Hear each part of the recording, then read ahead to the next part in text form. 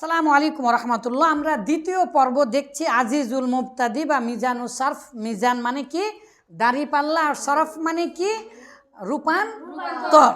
আমরা ইতিমধ্যে জেনে গিয়েছি আলহামদুলিল্লাহ। তাহলে এখন এখানে লেখা আছে, সবাই দেখেন, ইলমুস সরফ।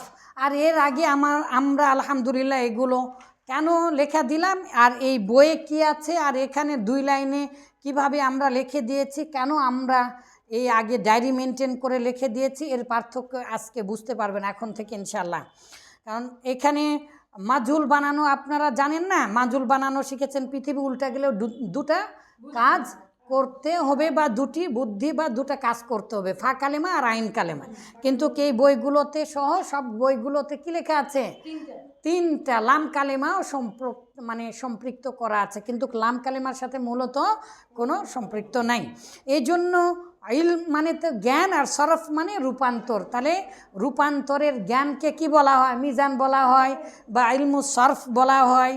আচ্ছা, আমরা এই যে পৃষ্ঠা নাম্বার আমরা দেখছি, এখানে সূচিপত্র দেখছি। তারপরে আমাদের আজজুজুল আউয়াল মিজানুস সরফ। কিছুক্ষণ আগে আমরা বলেছি মিজান মানে কি বাবা? দাড়ি পাল্লা। তাহলে দাড়ি পাল্লা দিয়ে এটার ওজনও যায়, এটার ওজনও তাই। যেমন another black diary, another black diary, this is not আচ্ছা, এইরকমই আর একটা ডায়েরি আছে। তো এই ডায়েরি আর ওই ডায়েরি একই রকম ছিল না, তো একটা দিয়ে আর একটাকে আমরা মাপতে পারবো। আর সরফ, হ্যাঁ, মাশাল্লাহ মাশাল্লাহ, there is no difference between this pen and this pen, ওকে। তো মনে হবে একই, কিন্তু যখন লিখতে যাব দেখব যে কোনোটার কলম তাড়াতাড়ি কালি শেষ হয়ে গেছে, ইত্যাদি ইত্যাদি। তো একটা কলম দিয়ে আর একটা কলমকে চেনা যায়, কিন্তু এটা কলম যদি হয়, এই দুটো একরকম আর এটা কি অন্য রকম, কিন্তু দুটাই তো 3টাই কলম। ঠিক এইরকমভাবে মিজান দিয়ে আমরা শব্দ জানবো। কেন? এটা এরই আগে একদিন বলেছিলাম, দেখি আপনাদেরকে লিখে দেয়নি, কিন্তু মনে আছে কিনা। সমস্ত পৃথিবীর মধ্যে আরবি ভাষার সবচেয়ে বড় বৈশিষ্ট্য কি? সবচেয়ে বড় বৈশিষ্ট্য মানে ভালো দিক কোনটা? একটা শব্দের সাথে আর একটা শব্দ জীবনেও মিলবে না। প্রত্যেকটা শব্দের জন্য আলাদা আলাদা ওজন আছে, আলাদা আলাদা 1 কেজি, 1.5 পোয়া, 2 কেজি, 3 কেজি, 5 কেজি, আলাদা আলাদা ওজনে মিলে যাবে। কিন্তু প্রত্যেকটা শব্দই আলাদা আলাদা, যে ফেল আলাদা, ইসিম আলাদা, কোন ইসিম আলাদা, এগুলো আমরা জানবো। যেমন মাঝির যেই সিগাগুলো আমরা পড়েছি, ফালা ফালা ফালু ফালাত ফালাতে ফালনা ফালতা ফালতুমা ফালতি ফালতুমা ফালতুন্না ফালতু ফালনা, আর ইয়ে ফালু ইয়ে ফালানি ইয়ে ফালুনা তা ফালু, এগুলো কি একরকম? কিন্তু ফা, আইন, লাম, এই 3টা কিন্তু কের মধ্যেও আছে? ওই মুজারের মধ্যেও আছে। এই যে রূপান্তর, এই রূপান্তরের জ্ঞান অর্জন করার নামই হচ্ছে কি? ইলমুস সরফ। আর এটা না জানলে, বলছে ইলমুস সরফের উদ্দেশ্য কি? উদ্দেশ্য হচ্ছে এই যে আমি কিছুক্ষণ আগে বললাম, ফাআলা কাতাবা, মিলে গেল, এটাই তো মিলে গেল। তাহলে ফাআলা যদি মাজি হয়, পৃথিবী উল্টা গেলেও কাতাবাও কি হবে? মাজি হবে। মাশাআল্লাহ মাশাআল্লাহ, এটাই লাভ। একটা দিয়ে জানলে আরও 1000 জিনিস। একদিন বলেছিলাম না, সাইফোর্সে কি লেখা ছিল? প্রতিদিন আপনাকে মাছ ভাজি দেওয়ার চাইতে, আপনাকে আপনার প্লেটে বড় বড় মাছ ভাজি দেওয়ার চাইতে, আপনাকে যদি একটা বড়শি বানিয়ে দেই, আপনি কখনো ছোট মাছ খাবেন, কখনো বড় মাছ খাবেন, আপনি কখনো খাবেন না। না খেয়ে থাকাটাও একটা মজা, তাই না? আচ্ছা, এই জন্য আপনাকে বড়শি বানিয়ে দিতে হবে আমাদেরকে, যেন একটা শব্দ দিয়ে আর একটা শব্দকে ধরতে পারেন। তাহলে এটাই তো আমাদের উদ্দেশ্য, শব্দ জানা, শব্দের অর্থ জানা, কেমন অর্থ হবে, এটা মাঝি নাকি মুজারে নাকি আমর নাকি নাহি, তাই না বাবা? এইভাবে এটাই হচ্ছে মিজানুস সরফের উদ্দেশ্য। আচ্ছা, আমরা জানি, আমরা কি জানি? যদি ফেল হয়, পৃথিবীতে ফেল হলেই হয় সেটা মাঝি হবে, না হয় মুজারে হবে। আর মুজারের মধ্যে কয়টা কাল আছে? মুজারের মধ্যে কয়টা কাল আছে? 2টি কাল আছে। একটা হচ্ছে হাল, একটা হচ্ছে মুস্তাকবিল। হাল এবং মুস্তাকবিলকে কি বলা হয়? মুদারি বলা হয়। মাশাআল্লাহ। আর আমরা গঠনগত দিক থেকে দেখেছি ফাআলা এক ধরনের আর ইয়াফআলু আর এক ধরনের, কিন্তু তাফালু তাফালানি তাফালুনা আমরের সময় যে কি এলো? হামজা এলো, হামজা এলো। যে হামজাটা আসার কথা ছিল না, আমরা ওই তাটাকে খেয়ে ফেলে দিয়েছি। কেন?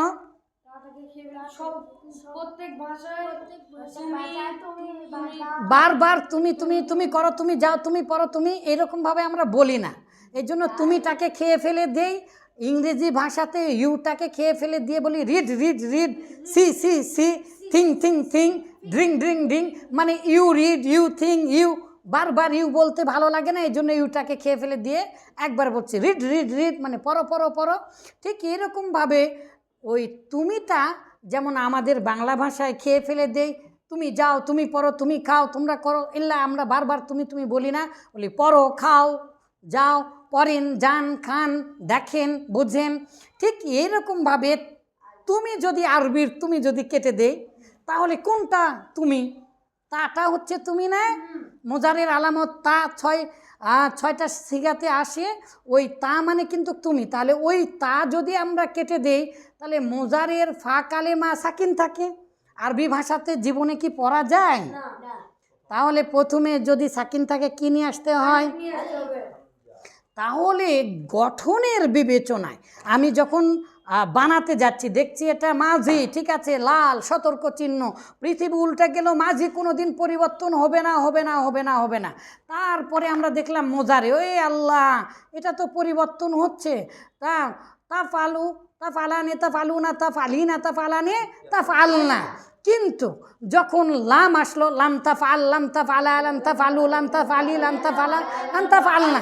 কিন্তু যখন আবার লাই আসলো, তাহলে লাইয়া ফালা, লাইয়া, তাহলে পরিবর্তন হচ্ছে।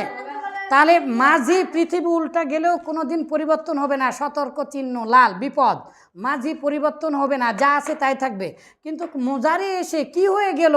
কখনো জবর হলো লাম কালেমায়, কখনো আবার পেশ হলো, কখনো নুনটা পড়ে গেল, তাই না? তাহলে এটা হলো। আর আরেকটা গঠন দেখলাম আমর, ও বাবা, এটা পৃথিবীর কারো সাথে মিল নেই। এখানে অতিরিক্ত কি এসে গিয়েছে?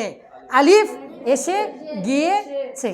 তাহলে গঠনের বিবেচনায়, তৈরি করার দৃষ্টিকোণ থেকে, বানানোর দৃষ্টিকোণ থেকে ফেল কত প্রকার হচ্ছে? না, 14টা ফেল বের হয়ে আসে, কিন্তু গঠনের বিবেচনায় 3 প্রকার। একটা হচ্ছে ফেলে মাঝি, আর একটা হচ্ছে মুদারে, আর একটা হচ্ছে কি আমর। এটা এই 3 ধরনের গঠন ছাড়া পৃথিবীতে আর কোনো গঠন নেই। কিন্তু কালও আবার 3 প্রকার। কাল মানে কি?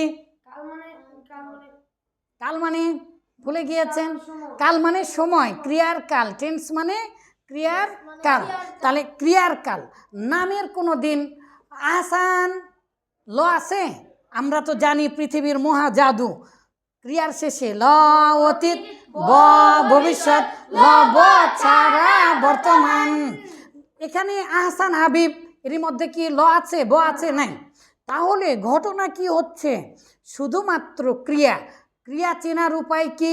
আকার হওয়া, হওয়া, খাওয়া, দাওয়া, যাওয়া, পড়াশোনা, কাজ, চলমান, তাই না?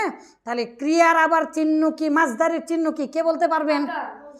বাংলা ভাষায় মাসদারের চিহ্ন হচ্ছে আকার হওয়া। যেমন করা, খাওয়া, যাওয়া, পড়া। এই পৃথিবীতে যত কাজ আছে, এই কাজগুলো আপনি যদি মরেও যান, আপনি যদি জান্নাতে যান, আপনি যদি জাহান্নামে যান, আপনি যদি ব্ল্যাক হোলের মধ্যে যান, এই পৃথিবীর উপরে যান, পৃথিবীর নিচে যান, এই পৃথিবীর হায়রে একবারে চিলিতে চলে যান, একবারে গোটা পৃথিবী, অথবা পৃথিবীর যে জায়গায় খুশি সেই জায়গায় যান, যেখানেই যান না কেন, সময় হবে 3 প্রকার। হয় আপনি আগে করেছেন, না হয় করছেন, না হয় করবেন। তাহলে মাজি, হাল, মুস্তাকবিল, অতীতকাল, বর্তমানকাল আর ভবিষ্যৎকাল, আর পাস্ট, প্রেজেন্ট, ফিউচার। আর you bore? Okay, no problem, sit down easily. Attention, okay, no problem. Come with me, come with me. perhaps you are okay, no problem. Come on. তাহলে আমরা দেখলাম পৃথিবীতে কাল কয় প্রকার? অতীতকাল, বর্তমানকাল আর ভবিষ্যৎ। অতীত আমরা কি দেখে চিনবো? আপনি তো নতুন এসেছেন, 10 দিন হলো, কি দেখে চিনবো যেটা অতীতকাল? করেছি বা করলাম। আপনি অর্থর দিকে তাকাচ্ছেন, কিন্তু যে ল করলাম, করলাম। Okay, now is prayer time. Laqad hana waqtus salah. After prayer, inshallah, we will start again. Okay. Say inshallah. Okay, prepare yourself and abluate. Okay. Oju koren ebong jan masjide. Okay, stop this.